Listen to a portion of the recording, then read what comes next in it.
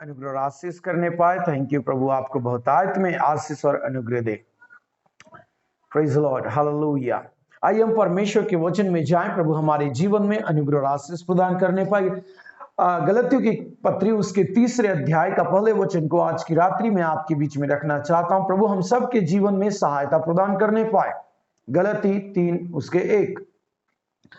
हे निर्बुद्धि गलतियों, किसने तुम्हें मोह लिया?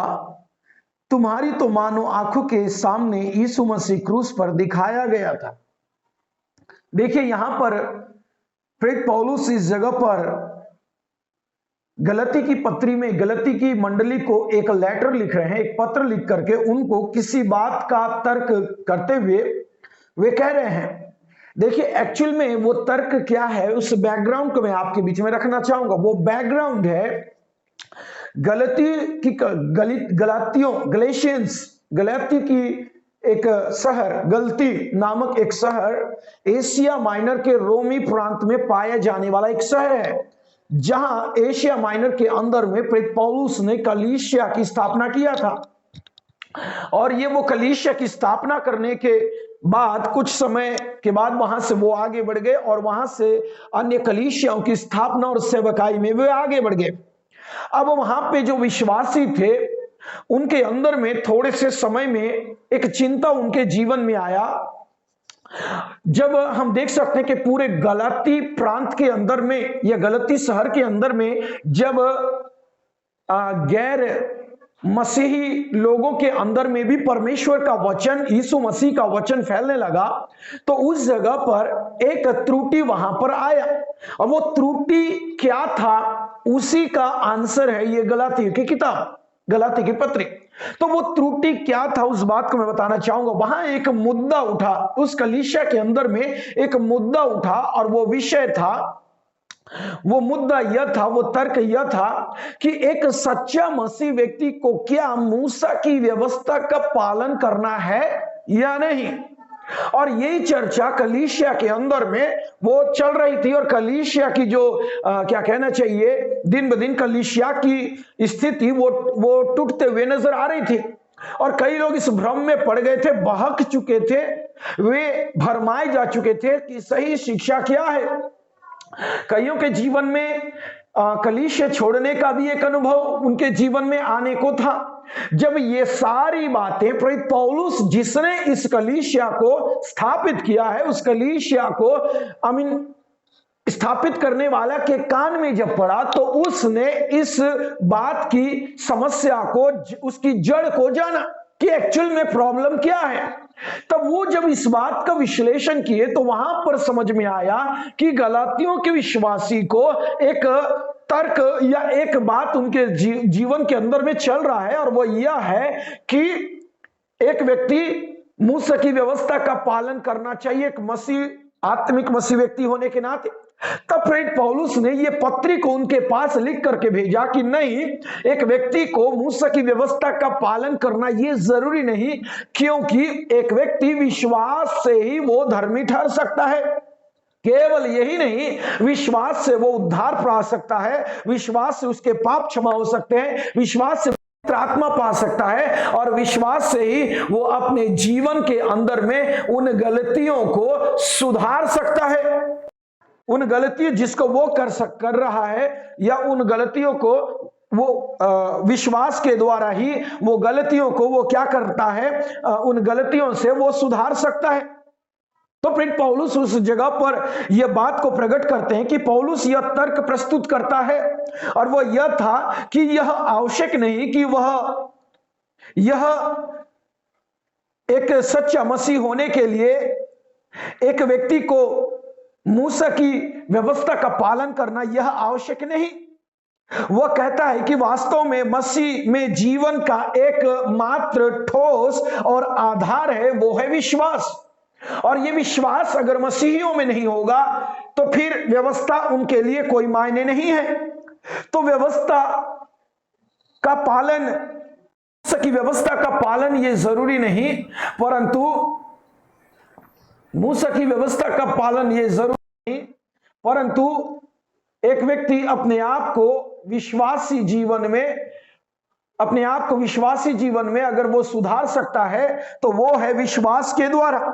और केवल यही नहीं कि गलतियों के नाम, ये जो प्रेरित पौलुस का पत्री था वो इसलिए लिखा गया कि वे लोग जो इस गलत शिक्षा से बहक गए हैं, उन बहके हुए लोगों को सही राह पर लेकर के आना, ये था ये गलती की पत्री के लिखने के पीछे का कारण और उद्देश्य।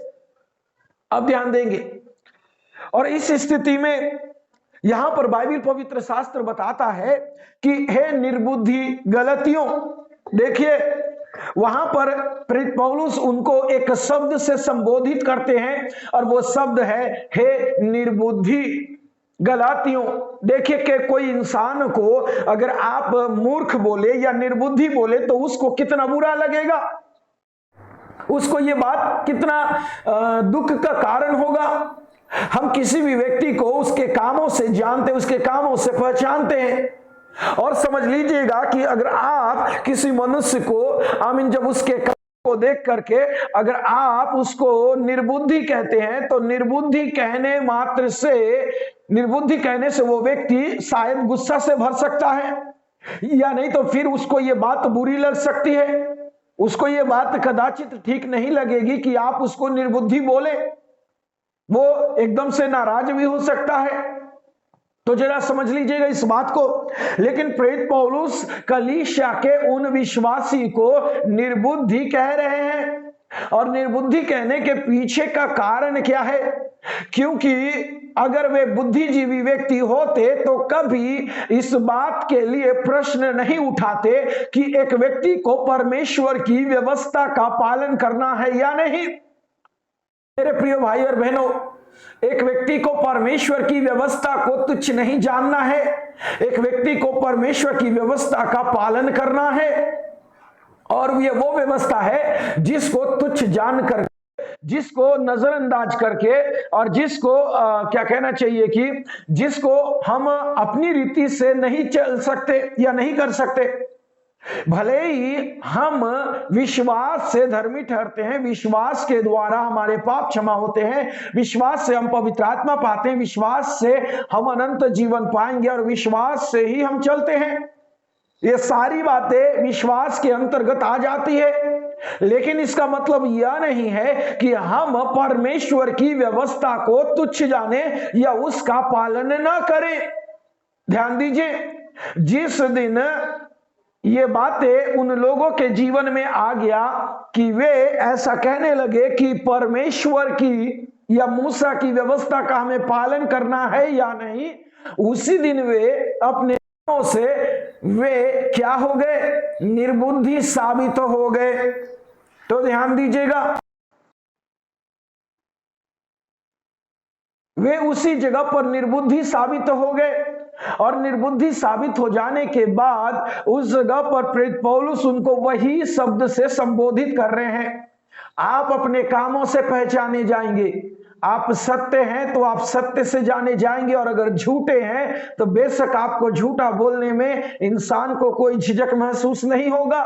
उसी तरह कलीसिया के अंदर में एक विश्वासी अगर ठीक काम करता है, बुद्धिमानी से काम करता है, सहज से काम करता है, समझ से काम करता है, तो कलीसिया और प्रभु उसको बुद्धिमान का दर्जा देता है, इसमें कोई शक नहीं। लेकिन इसके विपरीत अगर आपके काम ठीक नहीं है, आप मूर्खता की सी दशा दिखा रहे हैं और मूर्खों की सी चाल चल रहे हैं, तो बेशक जैसे प्रेरित पौलुस गलातियों की मंडली को उसने निर्बुद्धि कहा, वैसे ही प्रभु भी आपको निर्बुद्धि कहेगा, प्रभु भी आपको बुद्धिहीन बनाएगा, और प्रभु भी आपको निर्बुद्धि बना करके वो यही बात दोहराएगा जो प्रेरित पौलुस इस जगह पर दर्शाते हैं।